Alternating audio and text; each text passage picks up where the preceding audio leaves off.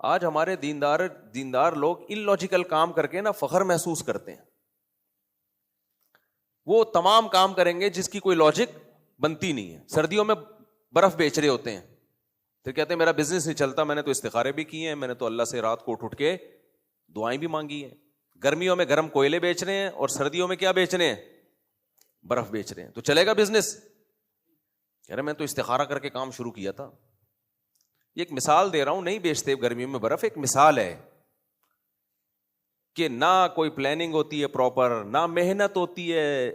Business شروع کرتے ہیں, اگر صحیح بزنس بھی ہو تو جو محنت دن رات کرنی چاہیے اس کاروبار کے لیے, جیسے رفیع بھائی کرتے ہیں. رفیع بھائی کا ماضی ہم سب کے سامنے ہے نا, کیا خیال ہے؟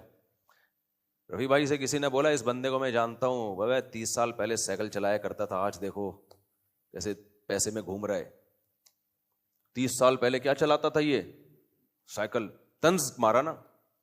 میں نے رفیع بھائی سے پوچھا, میں نے کہا سنا ہے 30 سال پہلے تو آپ سائیکل چلاتے تھے, آج تو گاڑیوں میں گھوم رہے ہو. کہہ رہے الحمدللہ فخر کی بات ہے, سائیکل سے ایک دم کس پہ آ گیا؟ گاڑی پہ. اور محنت ہم اپنے سامنے دیکھ رہے ہیں نا محنت, تو مجھے بڑا اچھا لگا. میں نے کہا بات خاندانی کی ہے. اس تانے کو تانا نہیں سمجھا بلکہ خوبی سمجھا ہے. محنت نہیں ہے, ہلتے نہیں ہیں, اٹھاؤ تو اٹھیں گے نہیں, پڑے ہوئے ہیں. تو میں بار بار کہتا ہوں قدرت کی طرف سے ایک موٹاپا ہوتا ہے, وہ تو قدرت کی طرف سے, بڑے بڑے بزرگوں میں ہم نے دیکھا ہے پیٹ بھی نکلا ہوا دیکھا ہے, یہ قدرت کی طرف سے. انسان کا باڈی اسٹرکچر اپنے کنٹرول میں نہیں ہے, وہ کم کھاتے ہیں, ایکٹیو ہوتے ہیں. پھر بھی حاجی عبد الوہاب صاحب تبلیغ جماعت کے بزرگ بھاری جسم کے تھے, کتنے محنتی تھے, ساری پیدل جماعتوں میں سال لگا دیے انہوں نے, ریگستانوں میں, بہت تھوڑا کھاتے تھے لیکن پھر بھی جسم کیا تھا؟ بھاری. تو یہ بھاری جسم تو قدرت کی طرف سے, اس کی برائی نہیں ہے اسلام میں.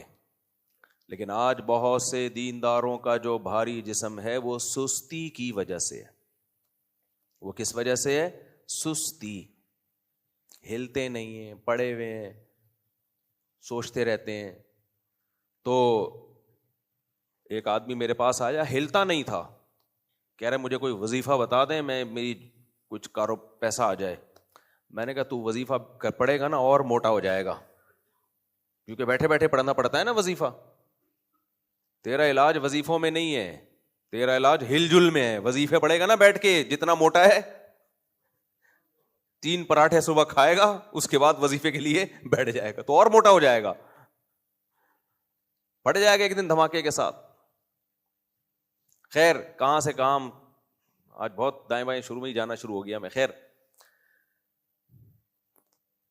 کیا کہہ رہے بھائی؟ تو میں یہ عرض کر رہا تھا کہ کیا بات عرض کر رہا تھا میں, نہیں یہ بیچ میں جو ابھی ٹرن مارا ہے میں نے, ہاں میں یہ کہہ رہا تھا کہ دیکھو نبی صلی اللہ علیہ وسلم کی جو فوج تھی, جو مجاہدین تھے, اس میں غیر مسلم بھی تھے. وجہ کیا تھی بھائی؟ وہ لڑنا جانتے ہیں. تو نیک آدمی لڑنا نہ جانتا ہو اس کو کبھی بھی جہاد میں نہیں لے جایا جاتا, پھڈوں میں اس کو نہیں بلایا جاتا. جو جانتا ہو لڑائی, بے شک نیک نہ ہو, اس کو ترجیح دی جاتی ہے. ہاں نیک بھی ہو, لڑاکا بھی ہو, پھر سبحان اللہ. تو اس لیے ہمیشہ کام اس کے اہل سے لیا جاتا ہے, اور یہی زندگی میں اصول بنا لینا چاہیے کہ جو جس کی فیلڈ ہے وہی اس کا ایکسپرٹ. دین کے علم میں علماء ایکسپرٹ ہوتے ہیں, تو دین کے علم انہی سے لیا جائے گا. میڈیکل سائنس میں کون ایکسپرٹ ہوتے ہیں؟ ڈاکٹر. ایک ڈاکٹر 2 نمبر ہے تو 1 نمبر تلاش کر لو. یہ نہیں ہوگا کہ جو یوٹیوبر آپ کو میڈیکل ٹوٹکے بتا رہے ہیں اور ہر تھوڑے دن میں کسی کا چینل بنا ہوا ہے اور وہ بیٹھ کے پھینکتا جا رہا ہے اور آپ بیٹھ کے لپیٹتے جا رہے ہو. یہ ڈاکٹر سارے کیوں ہیں بھائی؟ ایک بیماری ہماری سوسائٹی میں یہ بھی ہے, ڈاکٹر آج کل کسی کو کوئی میڈیسن لکھ کے دیتا ہے, وہ یوٹیوب پہ لکھ کے ڈال دیتا ہے کہ کیا ہے یہ, یوٹیوب پہ آ رہا ہو تو اس میں یہ ہے, اس میں فلانا ہے, اس میں ڈمکانا ہے. او بھائی یہ نہیں دیکھا کرو, ڈاکٹر پہ اعتماد ہے تو دوا لو, ورنہ جاؤ نہیں اس کے پاس. اور جب اس نے کوئی دوا دے دی ہے تو یوٹیوب پہ ڈال کے سرچ کرنے کی کوشش مت کرو. ایک پہلو آ رہا ہوتا ہے یوٹیوب پہ اس میڈیسن کا. ہاں میں وہ کہہ رہا تھا کہ ان کی سیٹنگ تھوڑی سی آؤٹ ہو گئی نا خاندان میں کسی کی. مجھے تھا کہ یار کوئی ڈپریشن ہوگی, کوئی مسئلہ ہوگا, تو میں نے ایک ڈاکٹر کا نمبر دیا. ڈاکٹر نے میڈیسن لکھ کے دی, بہت اچھے ڈاکٹر ہیں, ہمارے محلے کے ہی ہیں. تو انہوں نے ایک میڈیسن دی, انہوں نے کہا کہ کیمیکل تھوڑے سے اوپر نیچے ہو جاتے ہیں بعض دفعہ, تو یہ میڈیسن 15 دن میں بالکل ٹھیک ہو جائے گا. میں نے لا کے ان کو میڈیسن پکڑا دی, لو بھائی کھاؤ. ان کے رشتہ داروں کو دے دی کہ بھائی ان کو کھلا دیں. وہی ہے مسئلہ, دماغ خراب ہے. اچھا بھلا ڈاکٹر ہے, ایک میڈیسن دے رہا ہے, بھائی کھا لو یار. اچھا ڈاکٹر صحیح ہونا چاہیے, ڈاکٹر 2 نمبر نہ ہو. تو وہ کیا کر رہے ہیں, وہ صاحب جو پیشنٹ ہے نا, وہ یوٹیوب پہ ان میڈیسن کو لکھ کے سرچ کر رہا ہے. اب یوٹیوب پہ جب بھی کوئی چیز سرچ کریں گے تو سائڈ افیکٹ بھی آ رہے ہوتے ہیں, کچھ یہ کہ کس مرض میں یہ کھائی جاتی ہے, کس مرض میں نہیں کھائی جاتی. تو اس سے دماغ خراب ہو گیا کہ یہ تو میں نے کھانی نہیں ہے, یہ تو اس کے لیے, یہ تو فلانے کے لیے. تو جو ایکسپرٹ ہوتا ہے نا, اس کو پتا ہوتا ہے کون سی چیز کس کام کے لیے, کون سی چیز کے سائڈ افیکٹ کیا ہیں, وہ سائڈ افیکٹ زیادہ ہیں یا افیکٹ زیادہ ہیں اس کے. تو یہ علم نہیں ہوتا کہ آپ نے پیناڈول کے بارے میں ٹھا کر کے ڈالا, یوٹیوب پہ آ گیا پیناڈول گردے کو خراب کرتی ہے, پھیپڑوں کو یوں کرتی ہے, ایسا کرتی ہے. اب درد سے مرے جا رہے ہو, بخار میں تڑپ رہے ہو, آپ 2 گولی پیناڈول نہیں کھا رہے آپ. اور یاد رکھو ایک اصول تو ہمیشہ, جب بھی کسی نے اپنے آپ کو مشہور کرنا ہے تو مشہور کرنے کے 2 طریقے ہیں. دیر آر 2 ٹائپس آف فیمس ہونے کے, جیسی انگلش ہے, فیمس ہونے کے کتنے ٹائپس ہیں؟ 2 ٹائپس ہیں. ایک طریقہ تو یہ ہے کہ آپ میں کوئی قابلیت ہو, آپ محقق ہوں, کوئی ایسی چیز عوام کو دینا شروع کریں جو بڑی اٹریکٹیو ہو یا عوام کو اس میں بہت زیادہ فائدہ ہو. تو یہ طریقہ, یہ بہت مشکل ہے کیونکہ ہر فیلڈ میں پہلے سے ماہرین موجود ہیں. میڈیکل سائنس میں اگر آپ چاہتے ہو میں کوئی ایسی ریسرچ لے کر آؤں جو ہٹو بچوں قسم کی ہو, تو آپ لے آؤ گے؟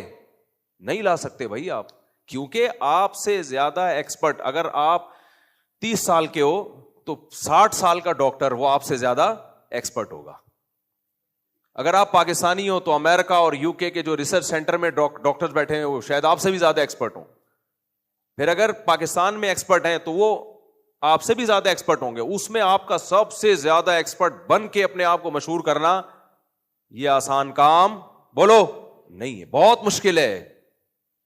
اگر آپ حکمت میں حکیم ہو, دیسی نسخے جانتے ہو, کلونجی کے یہ فائدے, ادرک کا یہ, فلانے کا یہ, اور خمیرہ گاؤ زبان, اور اطریفل استخدوس, اور اطریفل کشنزی, اور جناب ایک اور ہے یار, اللہ بھلا کرے, وہ پیٹ کے لیے بڑی اچھی ہوتی ہے, جوارش کمونی. میں اس لیے بتا رہا ہوں کہ میں اتنے فارغ نہیں ہے جتنا آپ کو لگتے ہیں. جوارش زرعونی, جوارش کمونی, اور معجون فلسفہ, یہ بڑی زبردست دوائیں ہیں. جوارش زرعونی, جوارش کمونی, معجون فلسفہ, اور اللہ بھلا کرے مثانے کے لیے معجون کندر, جن کو پیشاب بہت زیادہ آتا ہے نا, اور نمبر 5 خمیرہ گاؤ زبان. یہ ویسے جنرل نالج کے لیے, خمیرہ گاؤ زبان, خمیرہ مراویر دل کے لیے, موتیوں والا وہ زیادہ اچھا ہوتا ہے. خیر بہت ساری اس میں ڈیٹیل ہے, یہ بڑے خوشبودار چیزیں ہیں, یہ ویسے ہی کھا لو آپ, کوئی اس کے سائڈ افیکٹ, لیکن حکیم سے پوچھ کے کھانا, کچھ افیکٹ ہو گئے تو مجھے پکڑو گے جا کے. خیر اب حکیموں میں بہت سارے حکیم ہیں, کوئی ایک تو تھوڑی ہیں. اب حکمت میں اگر کوئی چاہتا ہے کہ میں کوئی ایسی چیز مارکیٹ میں لے کر آؤں جو اب تک حکیموں کے پاس کوئی ایسا نسخہ لاؤں, تو آسان ہے یہ. بھائی تو بھی تو اسی ہمدرد یونیورسٹی سے پڑھا ہوگا یا کسی حکیم سے سینہ بسینہ تو نے بیٹھ کے سیکھا ہوگا, تو اکیلا تھوڑی ہے, بہت سارے ہیں بھائی, بہت سارے ہیں. تو اس میں تحقیق کی بیس پہ آگے نکلنا آسان کام نہیں ہے. وہ تو 2-4 لوگ ہی نکل پائیں گے. ہر فیلڈ میں, علم میں بھی ایسا ہی ہے.